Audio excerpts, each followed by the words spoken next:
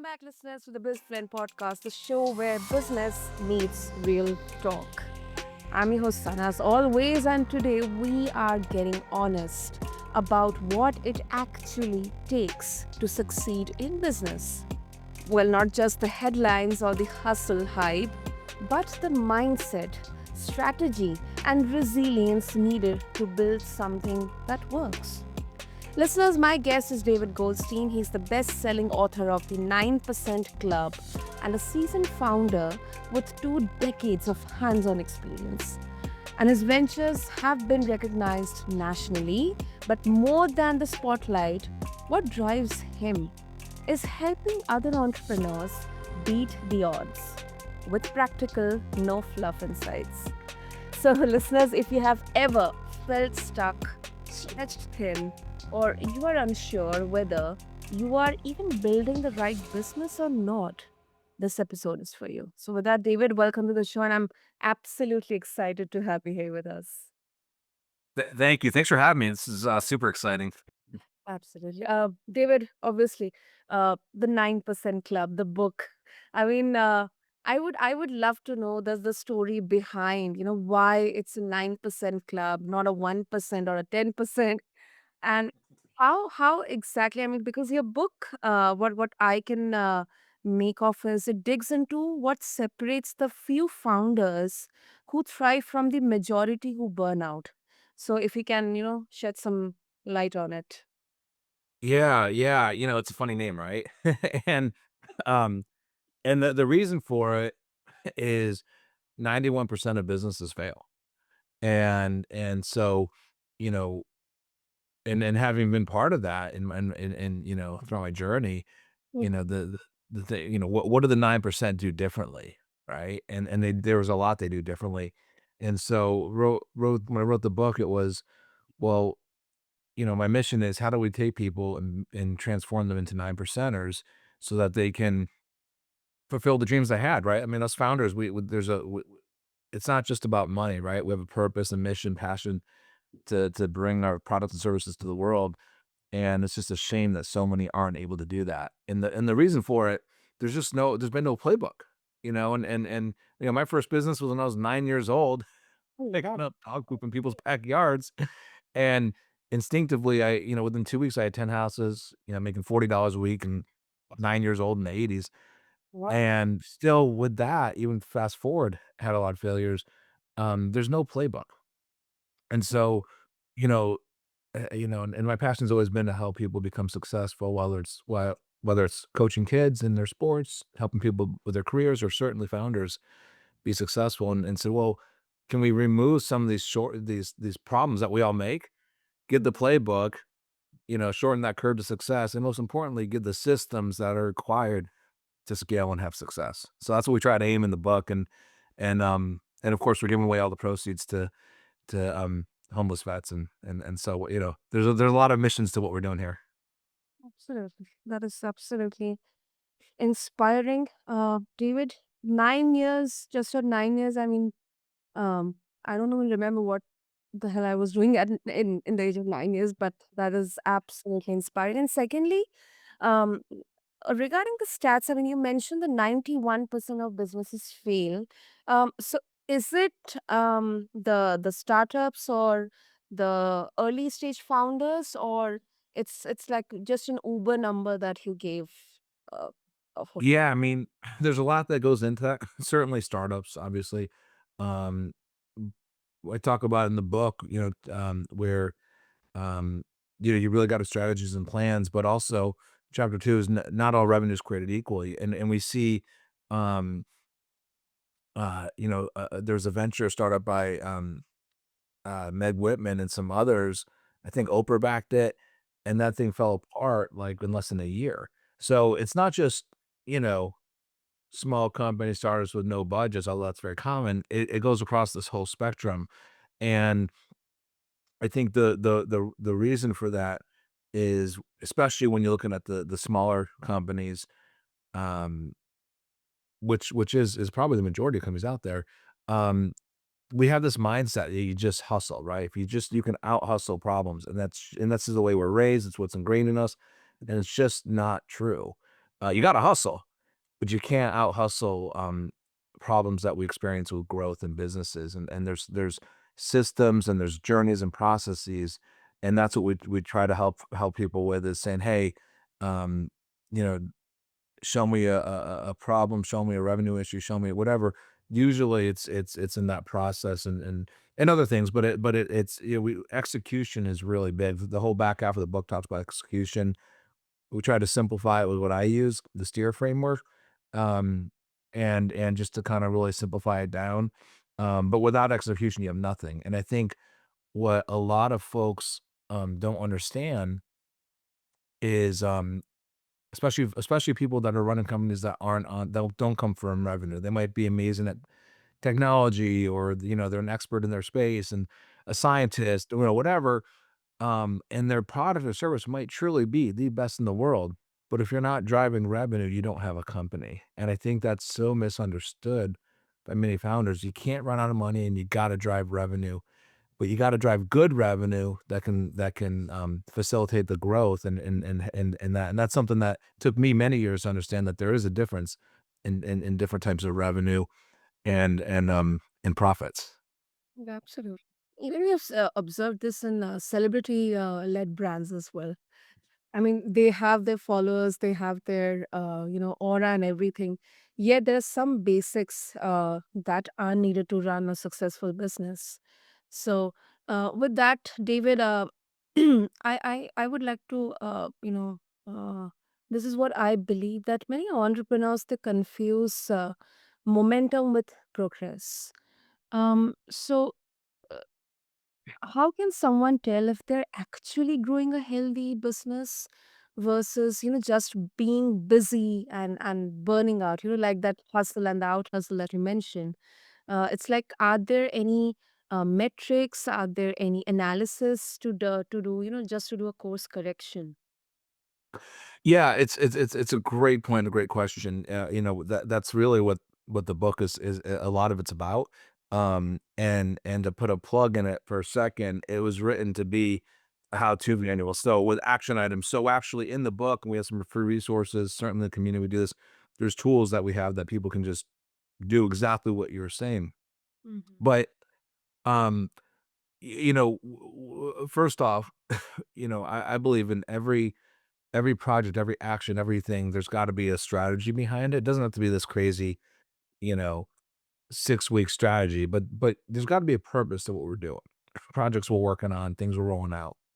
And and with that, so we need to have a strategy and tactics. So this is the steer model. So it's strategies, tactics. Okay, well, how are we gonna get this done?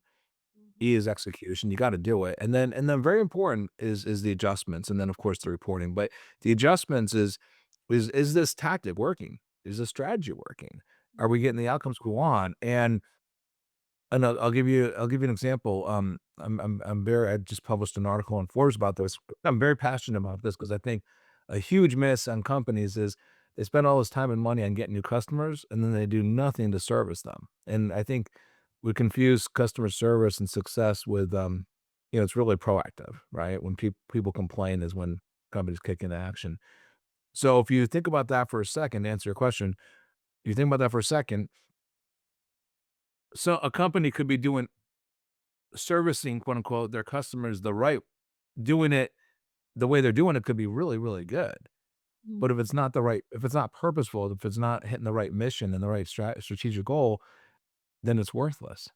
And then you spend all that time and money on that poor project at the expense of actually, say, retaining your customers and really helping them get the outcomes they want and this that because that's what's going to drive the sustainability of a company.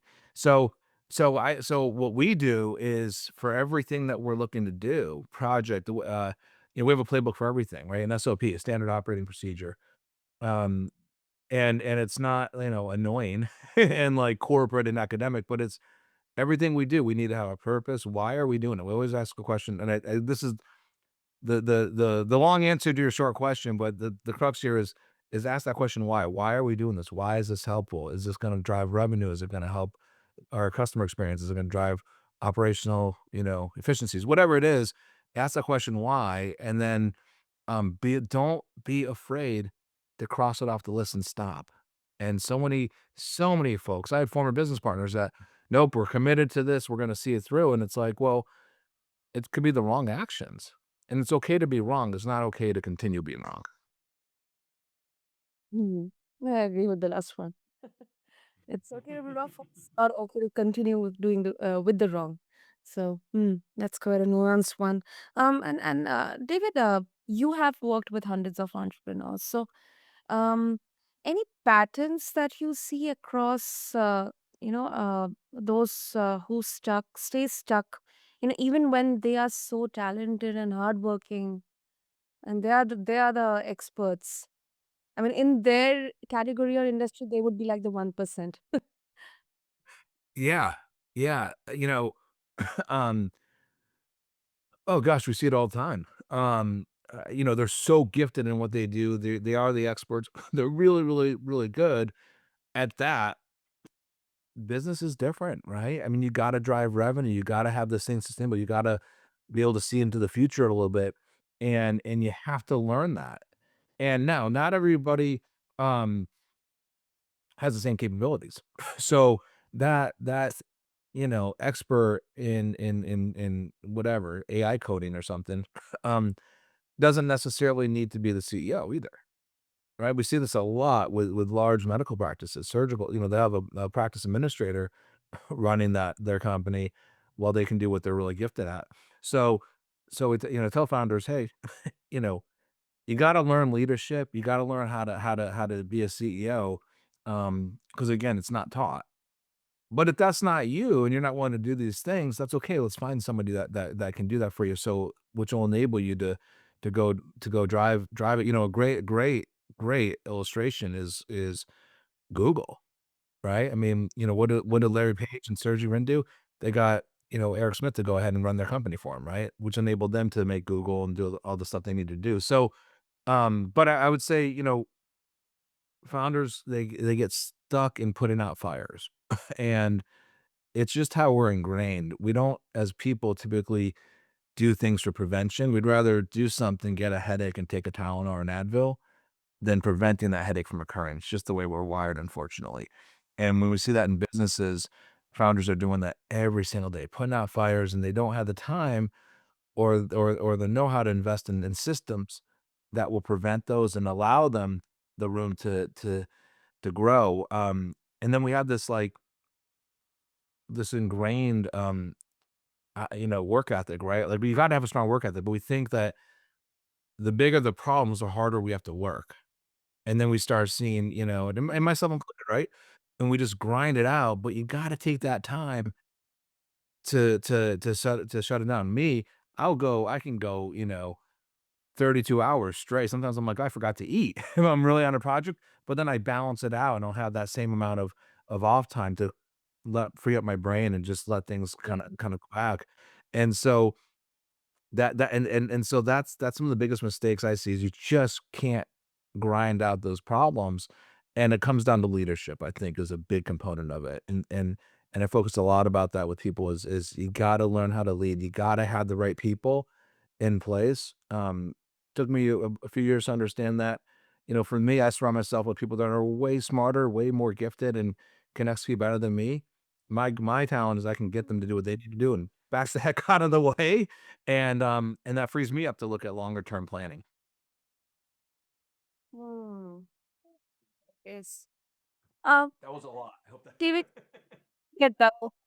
Definitely. It definitely did help. And I think now we have kind of, run uh, through all the problems, the status quo, and we have kind of looked at what exactly happens. Now, let's talk about, execution, or the solutions. So, everyone preaches strategy, but very few they talk about how to execute well without falling apart. So, David, what's one tactical shift a founder can make this week to get closer to that 9%? go to 9percenter.com and download some of our free resources because we have templates for that. You know, look, it's again, we talk about the the the STEER framework, is STEARs, and I call it strategical tactics. You gotta have a balance. You know, yeah, I used to ask this in interviews, do you do the right things or things the right way? And it can't be both. And the right answer is you do the right things because you could be doing the wrong things the right way all day long. So you have to keep that in check. And I don't care what company, it could be, you know, whatever, you know, Amazon, General Motors, they're the largest to the smallest company. There's no way when you get out of a conference room if your plan is going to work, right? And that's why you got to act. So you got to have a balance. If you're too strategic, you're academic and you're going nowhere. If you're too tactical, you're too cavalier and you'd be doing the wrong thing. So you gotta have that balance. You gotta have a strategy for every single thing you do, right? We're gonna go, um, we're rolling out a funnel to something. We do the steer model. We're gonna go tackle something. We do the steer model. So it's that strategy. Here's what we're gonna do. Here's why. Okay, and how we're gonna accomplish it. What are the tactics? What are the things we're gonna do? Execute. You got to take action. We're gonna do these things and then adjust is A. And that's where you have to micro adjustments and then report it. You gotta have dashboards, you gotta see some or Excel sheet, something to show your progress or lack thereof. But, a really good, example here is just look at sports, right? You got I'm a huge college football fan. Um, NFL, the any sport does it. They work, but if you look at football, they work, gosh, 6 days a week preparing, planning, whatever for 60 minutes of football, right? They have all these things, their game plans, everything. The minute that game starts, they're starting to make micro adjustments, right? And the same thing is true in business. So it's you come out of the room and you go, the conference room, you go, hey, here's what we're gonna do. And then you got to start seeing is it getting the results we want? If not, if not, do we need to tweak it? Or do we need to eliminate it? And you can't just eliminate something because it's not working. You got to figure it out. But we wanna, maybe a A/B test. And then when you find out what's working, now you start optimizing. And it's taking that, looking at results. We did this with a client with their abandoned carts. Um, we got some really good results and we started saying, okay, well, how can we optimize? And we started, looking at different metrics and how long someone's on the phone, what qualifies as a phone call. We didn't know. We just said, hey, let's try this and adjust it. And that's how we took something to, from tens of thousands to multi-millions. And so it's that. Now the other thing too is you gotta hold yourself accountable. So that's the steer framework is how you do it, but then you gotta so I'm a big fan of OKRs, and that's objectives and key results. Measure What Matters, great book. That's what, Google and LinkedIn and all those companies use, and that's just what are these things you're gonna accomplish this quarter? What are you gonna do and how are you gonna do it? And that keeps you focused on the really, really important things. We get caught up in so many tasks throughout the day, we gotta stay focused on what's important, and I think that focus is a big driver. I hope that made sense. Yeah, definitely, definitely, definitely. That's I think a good way to look at this because I've noticed many people they skip feedback loops or kind of procrastinate hard decisions.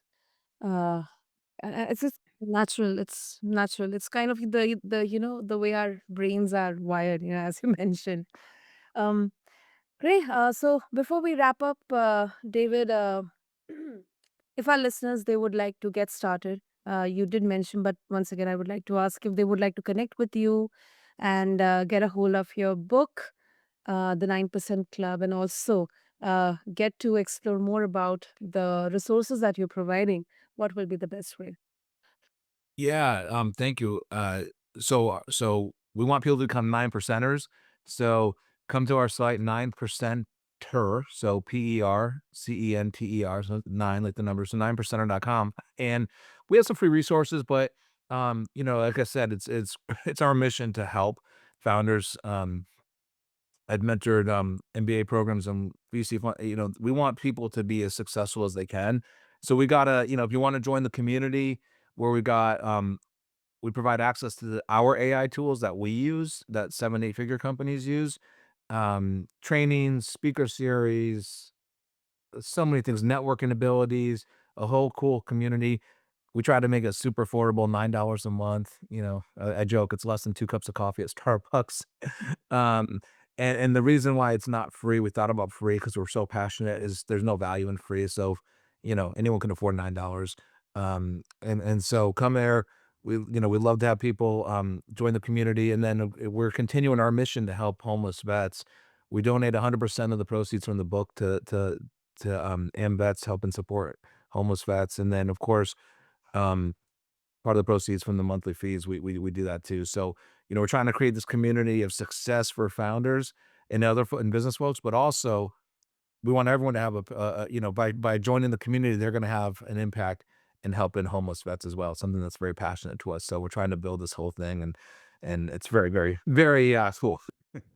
That's really inspiring, David. Really inspiring. Thank you. It's noble and it's inspiring and it's ambitious as well. So, thank you so much, David. I'll make sure to add all the links and details in the show notes for our listeners. And once again, thank you so much, David, for I think you definitely uh, reminded us that success isn't just doing about more and more.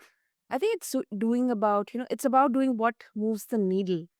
So, doing the right things, as you said. So, thank you so much. This was absolutely a blast. Thank you for having me.